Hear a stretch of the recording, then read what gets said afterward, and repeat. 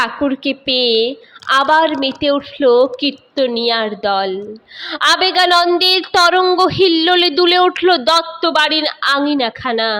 মাত্র কি শুধু মানুষে, সে আনন্দধ্বনি শুনে মেতে উঠেছে কুকুর গরু পর্যন্ত।